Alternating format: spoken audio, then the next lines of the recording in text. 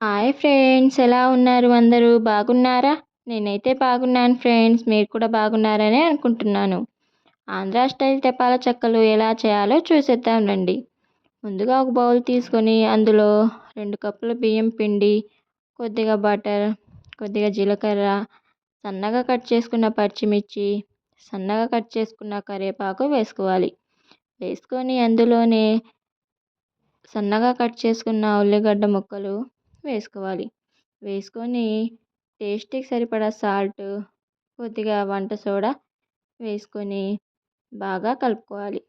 మనం బటర్ వేసాం కదా ఫ్రెండ్స్, బటర్ మొత్తం పిండికి పట్టినట్టు బాగా కలుపుకోవాలి.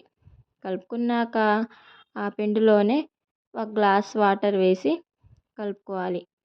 మనం చెక్కలు ఇప్పటికిప్పుడు పిండి కలుపుకొని చెక్కలు చేసుకోవాలి అనుకుంటే పిండిలో కొద్దిగా వేడి నీళ్ళు వేసుకొని ఇప్పటికిప్పుడు చెక్కలు చేసుకుంటే చెక్కలు అనేవి సాఫ్ట్గా వస్తాయి ఫ్రెండ్స్. లేదా పిండి కలుపుకొని ఓ 10 నిమిషాల పాటు పక్కన పెట్టేసి చేసుకోవాలి అనుకుంటే మామూలు వాటర్ అయినా వేసుకోవచ్చు. వేసుకొని పిండిని ఈ విధంగా మరీ గట్టిగా కాకుండా, మరీ పలచగా కాకుండా ఈ విధంగా కలుపుకొని మూత పెట్టేసి ఓ 10 నిమిషాల పాటు పక్కన పెట్టేసుకోవాలి. 10 నిమిషాలు అయ్యాక మూత తీసేసి నేను చేస్తున్న విధంగా చిన్న చిన్న ఉండలు చేసుకొని ఒక ప్లేట్లో వేసుకోవాలి. పిండిని మొత్తం అలానే చిన్న చిన్న ఉండల్లా చేసుకొని ప్లేట్లో వేసుకొని పక్కన పెట్టేసుకోవాలి.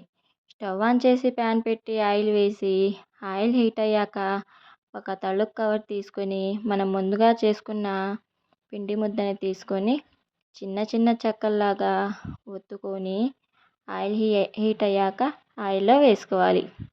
వేసుకొని అటు ఇటు తిప్పుతూ కొద్దిగా కచ్చా పచ్చాగా ఉన్నప్పుడు ఒక ప్లేట్లోకి వేసుకోవాలి. చెక్కలు మొత్తం అలానే కచ్చా పచ్చాగా వచ్చిన తర్వాత ప్లేట్లోకి తీసుకొని పక్కన పెట్టేసుకోవాలి.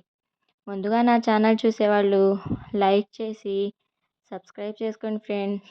అలాగే ఇంకేమైనా కొత్త రెసిపీస్ కావాలంటే కామెంట్ చేయండి. మళ్ళీ అదే ఆయిల్ హీట్ చేసుకొని మనం ముందుగా కచ్చా పచ్చాగా తీసుకున్న చెక్కల్ని వేసుకోవాలి. వేసుకొని లైట్ గోల్డెన్ కలర్ వచ్చిన తర్వాత తీసేసుకొని ప్లేట్లోకి వేసుకోవాలి. అంతే, ఆంధ్రా స్టైల్ తెపాల చెక్కలు రెడీ. మీ సైడ్ ఏమంటారో కామెంట్ చేయండి ఫ్రెండ్స్. మేమైతే తెపాల చెక్కలు అంటాం. మీరేమంటారో కామెంట్ చేయండి.